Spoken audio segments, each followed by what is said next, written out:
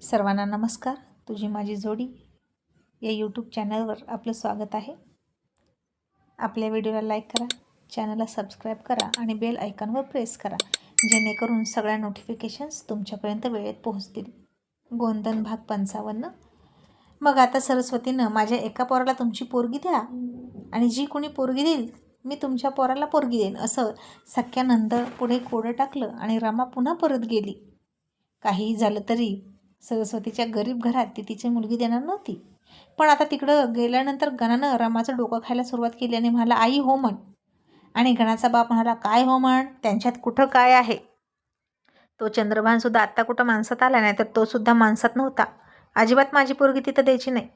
गणा मात्र आईला शिवी देऊन म्हणाला, तू काही पण कर, पण माझं लग्न पुष्पासोबत कर. आता गणा इतका मूर्ख होता की आईला पण शिव्या द्यायचा. शेवटी आईने त्याच्यावर असेच संस्कार केले होते. त्याचीच फळं तिलासुद्धा चाखायला मिळणारच की. म्हणजे ती गणाला चुलतीला शिव्या द्यायला लावायची आणि चुलत भावंडांसोबत भांडायला लावायची. त्यांना शिवी दिली तर कधी असं म्हणत नव्हती की गणा अरे असं बोलू नये. शिवी दिली त्यानं की तिला मजा वाटायची. त्यामुळे गणाच्या तोंडात अशाच शिव्या बसल्या आणि तो रमाला सुद्धा शिव्या द्यायचा आणि तिला घरचा आहेर भेटायचा.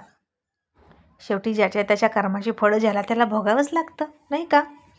मग ते छोटं असं किंवा मोठं असो. आणि रमा म्हणाली गणाला, गणा शांत हो, मला माहीत आहे सुमनला सुद्धा सरस्वती वहिनी अशीच अट घालते, पण सुमन तयार नाही होणार तिच्या पोरीला तिकडं द्यायला. त्यामुळे दिगंबरला सुद्धा पुष्पा मिळणार नाही. आणि गणा म्हणाला, आई त्याला मिळो अगर न मिळो, पण मला पुष्पा पाहिजे. आणि मला नाही मिळाली तरी चालेल, पण त्याला पण नाही मिळाली पाहिजे, एवढं लक्षात ठेव. आता इकडं भावकीचं खातं होतं. भावकी म्हणजे खूप इरस. त्यात रमा आणि सुमनची इरस तर काही बघूच नका. आणि तशीच इरस दिगंबर आणि गणामध्ये होती. आणि आता मग काही दिवसांनी पुन्हा सुमन तिच्या नवऱ्याला घेऊन दिगंबरला न घेता एकटीच सरस्वतीकडे आली. दोघेच नवरा बायको. आणि सरस्वतीसुद्धा तिला तसंच म्हणाली. आणि तिनं एक आतली गोष्टसुद्धा सांगितली आणि म्हणाली की ताईसाहेब, आम्हाला दिगंबरच पसंत आहे, पण आता तुम्ही चुलत आहात आणि रमावंश सख्य आहेत, त्यामुळे त्यांच्याकडे थोडं झुकतं मग जातं आहे घरातल्यांचं. माझं मन मात्र तुमच्याकडं ओढा घेतं. पुष्पालासुद्धा दिगंबर पसंत आहे. त्याचं नाव घेतलं की पुष्पा हसते, गणाचं नाव घेतलं की चिडते, हे कळतं आहे मला. आणि आता काय करायचं तुम्ही सांगा. ही अट मी मुद्दाम घातली. मग तुम्हाला पण पाळायची असेल तर बघा, नाही तर पुष्पा मी दोन्ही घरी देणार नाही. कारण तुम्हा दोघी बहिणीत पण तिकडं भांडण लागायला नको. माझ्या पोरीला दोन्ही आत्या समान राहू द्या, लांबची लांब असलेल्या बऱ्या. तुम्ही जर तुमची पोरगी माझ्या घरी दिली तर मला म्हणता तरी येईल की माझी अट तुम्ही घेतली, ऐकली, म्हणून मी पुष्पाला दिगंबरला दिली. असं म्हणून सरस्वतीने तिची बाजू समजावून सांगितली. आणि सुमनचा नवरासुद्धा समजूतदार होता. त्यांची मुलगीसुद्धा दिसायला साधारणच होती, इतकी काही देखणी नव्हती. आणि आता तिचं नशीब असेल तिकडं जाईल. कधी राजाचा रंक होतो आणि रंकाचा राजा होतो कळत नाही. संपत्ती काय असणाराला जाते आणि नसणाराला येते. संपत्ती एका ठिकाणी राहत नाहीच, ती सतत फिरत असते, असं मत होतं सुमनच्या नवऱ्याचं. त्यामुळे सुमनच्या आधी तोच म्हणाला, ठीक आहे सरस्वती अक्का, तुझी अट मला मंजूर आहे. आणि मला वाटतं की तुझ्या दत्तूलाच मी माझी पोरगी देतो, कारण संतोष शाळा शिकतोय, त्यामुळे तो आताच लग्न करणार नाही. तर आपण काय करू, दत्तूचं आणि दिगंबरचं लग्न एकत्रच उरकून टाकूया. तुझी पोरगी माझ्या घरात, माझी पोरगी तुझ्या घरात. असेल तिच्या नशिबात तर होतील की ते पण श्रीमंत. आणि जर तसं काहीच नाही जुळलं तर दत्तूला माझी जमीन करून खाऊ दे. शेवटी आत्याच्या घरी येईल तोही. दिगंबर आणि दोघं खातील करून. आणि दत्तू कमी शाळा शिकलेला असला तरी डोक्यानं चांगला आहे. तो खटपट करतो पैसा कमवण्याचं दिसतंय आम्हाला. आणि अशा प्रकारे सुमनच्या नवऱ्यानं खूप सोपं करून दिलं सगळं. आणि आता हे ऐकून सरस्वतीला आनंद झाला. आणि त्यांनी दत्तूवर दाखवलेला विश्वास बघून चंद्रभानला सुद्धा बरं वाटलं. आणि पुष्पाला सुद्धा आनंद झाला. आणि मग काय, लगेच दोघांच्याही सुपाऱ्या करायचं ठरवलं. सुपारीतच साखरपुडा करायचं सुद्धा ठरवलं. आता बघता बघता साखरपुड्याचा सुपारीचा निरोप रमाला सुद्धा गेला. सगळ्या पाहुण्या रावळ्यात गेला, भावकीत गेला. आणि रमाला खूप खूप राग आला सुमनचा. आणि माझ्या उरावर तू दत्तूला तुझी पोरगी देऊन पुष्पाला करतेस ना, म्हणून त्या दोघींची भांडणं लागली सकाळी सकाळी. गणासुद्धा खूप चिडला होता. तो दिगंबरला शिव्या घालत होता, चुलत्याला शिव्या घालत होता. आणि आमची सख्खी आत्या आहे, सख्खा मामा आहे तो माझा, तुम्ही तिथं कशाला आहे घालायला गेला असं म्हणायचा. आणि सुमन म्हणाली, पुष्पा त्यांची मुलगी आहे, त्यांची मर्जी, ते कुठे पण देतील, तुमचा त्यांच्यावर हक्क नाही, समजलं. आणि काय गं रमे, तू इथं माझ्यापेक्षा लहान आहेस, लक्षात ठेव. आणि तू माझ्या दिगंबरची चुलती आहेस, त्यामुळे माझी सून आता तुझी पण सूनच लागते. कुंकू लावायला यायचं असेल तर ये भावकी म्हणून, नाहीतर बस बोंबलत. तुला मी सांगणारच नव्हते, पण बहीण पण आहेस म्हणून सांगते, असं सुमन तिला रागात म्हणाली. आणि आगाऊ रमा म्हणाली, हे लग्न होणारच नाही, वाटोळं होईल, वाटोळं सगळ्याचं. माझ्या पोराला दिली नाही ना, मग तुझ्या घरी पुष्पा कशी नांदते तेच बघते, असं रमा शिरा ताणून म्हणत होती. आणि सुमन म्हणाली, सरस्वती बहिणीनं आधी तुला विचारलं होतं, माझी पोरगी त्यांच्या दत्तूला दिली तेव्हा पुष्पा माझ्या घरी आली, समजलं. मग आता तू का नाही दिली, तू का नाही हो म्हणालीस.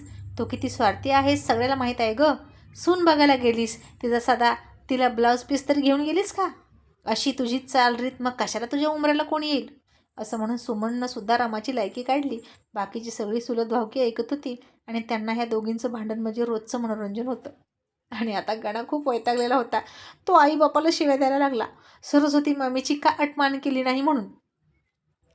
तो पुष्पासाठी एवढा येडा झाला होता की गाडी घ्यायचा आणि दिवसभर चंद्रभानच्या घराभोवती फिरायचा आणि हॉर्न द्यायचा. आणि सरस्वतीला तर त्याची भीतीच वाटायची आणि त्याचा आणखीन जास्त राग यायचा. मग आता साखरपुड्याचा दिवसही उजाडला. सरस्वतीनं सुद्धा हिरवी साडी, आरसा, गंधाची बाटली, टिकल्याचं पाकीट, पावडरचा डब्बा, कंगवा आणि साडी वगैरे सगळं आणायला सांगितलं. दत्तूच्या होणाऱ्या बायकोसाठी सगळं साहित्य आणलं. अंगठी वगैरे घेण्याची त्यांनी तसदी नाही घेतली. आणि इकडे सुमनने सुद्धा अशीच तयारी केली. बस्तासुद्धा एकत्रच बांधूया, भांडीसुद्धा एकत्रच घेऊया, अगदी सेम टू सेम असं ठरवलं. कारण इथे एका हाताने द्यायचं होतं, दुसऱ्या हाताने घ्यायचं होतं. जेवढं द्यायचं होतं तेवढंच घ्यायचं होतं, त्यामुळे काही प्रश्नच नव्हता कमी जास्त होण्याचा. मग साखरपुडा सुमनच्या घरी घ्यायचं ठरलं.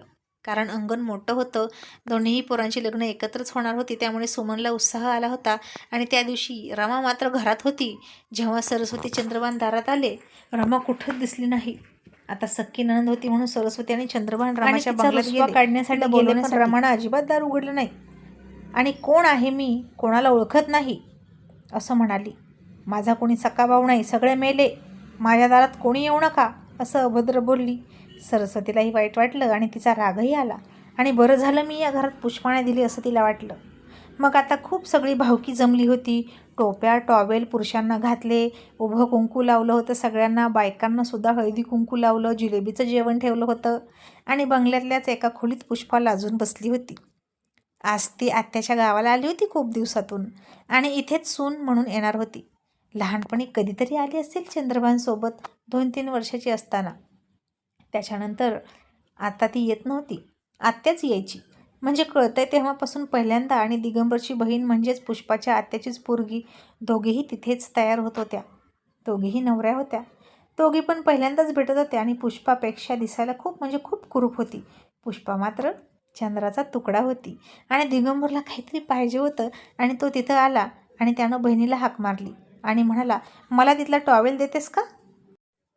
पुष्पानं त्याचा आवाज ऐकला आणि तिनं दरवाजाच्या मागे लपून हात बाजूला काढत त्याला टॉवेल दिला आणि गालात लाजून लाजून खूप हसत होती. दिगंबरला वाटलं त्याचीच बहीण आहे आणि तो म्हणाला, तायडे, दत्तूदाजी आलेत बरं का, आणि तुझी वहिनी कुठे आहे का, भारी दिसते ना. आणि बघ, तुझ्यापेक्षा देखणी वहिनी आणली की नाही तुला. तू सारखी म्हणायची, गोरी गोरी पान फुलासारखी छान, दादा मला एक वहिनी आण. मग आणली की नाही फुलासारखी छान वहिनी. आणि हे सगळं ऐकून पुष्पा खूप खूप लाजली आणि दिगंबर तिच्याशीच बोलून निघून गेला. आणि तो पुढे गेला तसं त्याला त्याची बहीण तिकडून येताना दिसली आणि तो चक्रावला आणि म्हणाला, आता मी कोणाशी बोललो मग. अरे देवा, पुष्पा होती की काय. आणि तो हसून लाजून बाहेर माणसात निघून गेला. आता सगळे चेष्टा करायचे त्या सगळ्यांची. आणि असं साठं लोटं होतं जेव्हा ना, तेव्हा सगळे आपलीच माणसं असतात आणि खूप खूप चिडवतात. मग हे सगळं बघून रमाला बरं वाटत नव्हतं. ती तिकडं खिडकीतून बघायची सारखी आणि शिव्या घालायची मोठ्या मोठ्यानं. आता सगळ्या भावकीतल्या पाहुण्यांना, माणसांना, सगळ्याला तिचा स्वभाव माहीत होता, त्यामुळे तिच्याकडे कोणी लक्षच देत नव्हतं. तरीही सरस्वतीला वाटायचं की तिने यावं, पण ती येणार नव्हती. रमासुद्धा इरसवाण होती. आता जनासुद्धा आली नव्हती आणि म्हातारीलासुद्धा आली नव्हती, तिला दिसत नाही म्हणून. म्हातारीसुद्धा चंद्रभान आणि सरस्वतीला शिव्या घालत होती आणि चंद्रभानपेक्षा सरस्वतीला जास्तच. मग आता दोन्ही पोरींना पाटावर बसवलं आणि सगळेजण नक्षत्रासारख्या पुष्पाला माना उंच करून करून बघायचे. दोघींची तुलना आपोआपच केली जायची. दिगंबरला छानच बायको मिळाली बरं का, असं सगळेजण म्हणायचे. आणि पुष्पाचं रूप डोळ्यात किती साठवू आणि किती नको असं वाटायचं. मग दोघी पोरींच्या मामांनी सुपारी फोडली, पोरींना कुंकू लावलं, ते सगळं साहित्य ओटीत दिलं, पोरींनी पैंजण घातलं आणि मग जोडी जोडीने पाया पडले. जेवणं झाली, साखरपुडा संपन्न झाला. अशा प्रकारे पुष्पा आता दिगंबरची बायको होऊन सुमनच्या घरी येणार हे फिक्स झालं. आणि आता दिगंबरची बहीण आणि दत्तू, दिगंबर आणि पुष्पा एकमेकांचे मेवणी. आता बोलायचं तरी काय, नाही का? पण आता इथून गेल्यावर पुन्हा लवकर भेट नाही व्हायची, म्हणून पुष्पा त्याला सारखी बघून घ्यायची तिच्या तिरक्या नजरेनं. तो माळकरी मुलगा होता, सतत हसतमुख होता. शेतात काम करून ट्रॅक्टर चालवून त्याचा चेहरा काळपट पडला होता. पण पुरुष जात ही अशीच असावी, राकट दणकट, नाही का? पण बायकोची काळजी घेणारी असावी पुरुषाची जात, तिचं मन जपणारी असावी. चंद्रभान सरस्वतीसोबत कसा वागायचा हे पुष्पानं बघितलं होतं. त्यामुळे दिगंबरसारखा मुलगा, तो सुद्धा माळकरी, तो कधीच व्यसन करणार नाही, बाईच्या नादी लागणार नाही असं पुष्पाला वाटायचं. आणि ते एक महत्त्वाचं कारण होतं दिगंबर तिला आवडण्याचं, की आपल्या नवऱ्यानं आपल्या आईला जसं वागणूक दिली तिच्या नवऱ्यानं तसं करू नये म्हणून. मग आता 4 जणांनाही जेवायला बसवलं. घरातली मंडळी अजून जेवायची राहिली होती. मग या 4घांना ताटं वाढली. आता पोरी आहेत म्हणून पोरींना कमी वाढलं. तसं पण जेवण संपतच आलं होतं. इतकी हिशोबात धरली होती माणसं, त्याच्यापेक्षा जास्त लोक जेवली होती ना, जेवण कमी पडलं. आणि पुरुष आहेत म्हणून दत्तू आणि दिगंबरला जास्त जेवण वाढलं. जोडी जोडीनं शेजारी शेजारी बसवलं होतं. पण आता दिगंबरनं पुष्पाच्या ताटात बघितलं. त्याला माहीत होतं पुष्पाला खायला जास्त लागतं. तिची मटणाची आवड तर त्याला माहीतच होती.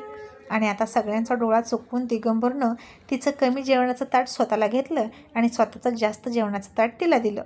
तसं पुष्पानं त्याच्याकडे हळूच लाजून टपोरे डोळे बारीक करून बघितलं. आणि तो हळूच हसून म्हणाला, पोटभर जेव, घरी जाईपर्यंत रात्र होईल आणि मग कंटाळ्यामुळे चूल पेटवणं होणार नाही, त्यामुळे इथूनच पोटभर खाऊन जा. आणि अगं बाई गं, पुष्पा इतकी लाजली की काही बघायलाच नको. लाजून तिचं पाणी झालं आणि तिचा प्रत्येक घास तिला अमृतासारखा गोड गोड वाटायला लागला.